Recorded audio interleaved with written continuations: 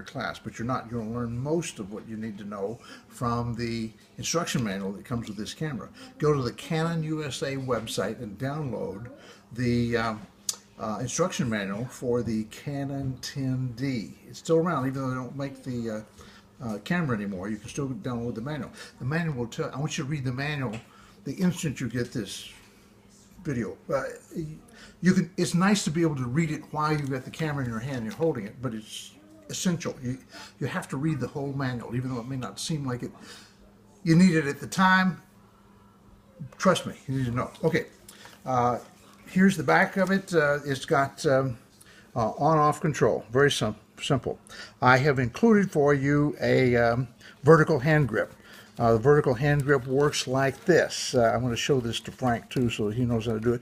It unscrews, the whole thing comes out, and it has a cap right here for the hand grip that you pull out, and you put it underneath the bottom of the camera. After we stick a battery in there, you stick this like so,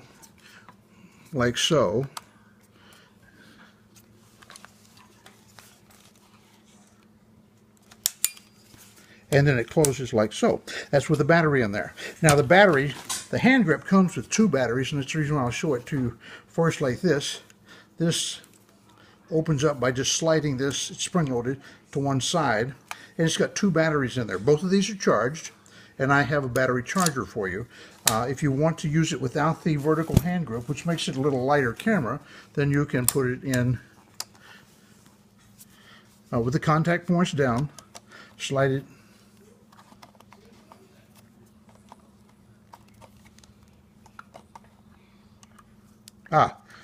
Sorry, other way around. Slide it in like that, close the cap, and now the sunshade off. This is just for storage, sunshade in this direction. Lens cap off. I'll just drop that down. And I have on here for you a 72mm polarizer for this particular lens, which is the 28 to 135. It's a real standard lens. This was, at the time, this was the #1 lens for the Canon camera. It's a very good lens. The lens shade goes on with the numbers on the right side, goes on, and then you just turn it till it gets to the top. Okay, now you turn the camera on right here, switch on, and you can see that these numbers light up, showing that they're on. Here's the little light. It just stays on for a few seconds in order to let you adjust the camera. You'll always want to keep the program at either TV or AV. I keep mine at TV because it is shutter priority. I like to be able to set the shutter speed and let the lens opening, the iris, go wherever it wants to go. Because I know when I'm shooting, and if I need to shoot something really fast, I need a high shutter speed, etc., etc., etc. So all of your controls for setting the ASA, the shutter speed, are all here for setting them right here. And then as you shoot, here is the go button. You push it halfway down to adjust your focus. This is automatic and manual focus lens. It's set for AF, autofocus. You can switch it to manual if you want to manually focus, and there are times when you'll want to. I leave it at manual focus most of the time. I also leave the image stabilization on all the time, even though you may not use it. If you hold the shutter release down for half a second, it will it has lenses that counteract each other on the inside of the lens, and they will stabilize your image. Even if you're shaking or if you're in a vehicle or something, it'll still give you a nice steady image. Here is the button to push for the strobe light. In dark places, you'll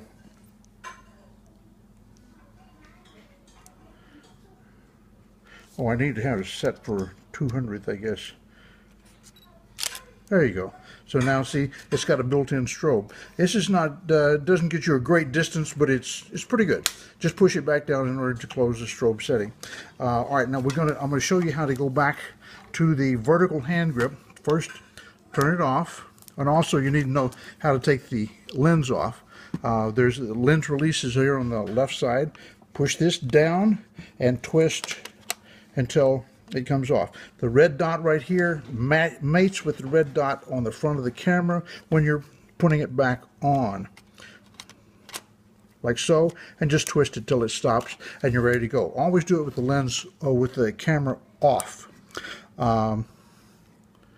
This is the image delete button. Here's the image, what images we just looked at. I guess this is the picture I just took with the strobe light. And I left some pictures on here from Germany so you can see what our house looked like day before yesterday. Okay, the learning about the camera is something you need to do by reading the instruction manual. Just to show you what else is in the bag, I have a rear lens cap. Let me set this aside temporarily. I have a rear lens cap for you in case you get another lens. This is a rear lens cap to go on this lens, and this is a camera cap. This goes into the camera cavity created by the lens when you take the lens off. So you can just kind of keep these two together until you need either one of them. Here it's got a polarizing filter on the lens already. I use that for outdoor scenes. It's great for clouds and that sort of thing. And when you don't want a polarizing filter on there, because it does cut down on the light a little bit, here's a UV filter. I take it back. This may be another polarizer.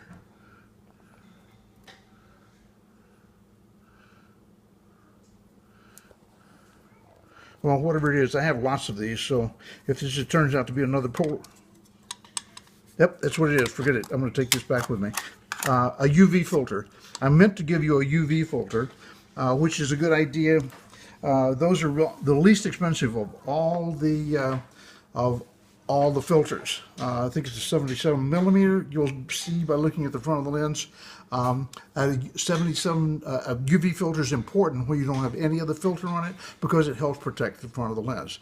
Even though the filter may cost 50 bucks, if a pebble jumps up and breaks the front element of the lens, it's a lot more than $50. So it's a good idea just to protect it. I have in the camera already a 1 gigabyte compact disc card. Here is an additional 4 gigabyte one and an additional 16 gigabyte. I don't use anything but 32s myself now, so these are good for you. Even though the 16 will probably hold 1,500 pictures, maybe 2,000 on it. So this is if you go on a long vacation, you'll have a chance to download them anywhere. It's a good idea to use. Also, there's a image transfer cable. This plugs into the USB port of your computer. This plugs into the side right here of the camera. There's a rubber cap here that covers several. As long as you have enough light here, there's several different caps. I think this is for direct plugging into TV. Maybe this is what that other one is for. This right here plugs into the other end of the USB cable. It's just smaller, so you'll be able to tell which end it is. And the two of these mate them together with the computer. You can download your images onto any computer, preferably the same one all the time. Yeah, battery charger. And in case the two batteries are both charged and both of them will last a long time, but in case you are in the middle of nowhere and you've lost both batteries are discharged, you can remove this piece right here and replace it with this one, which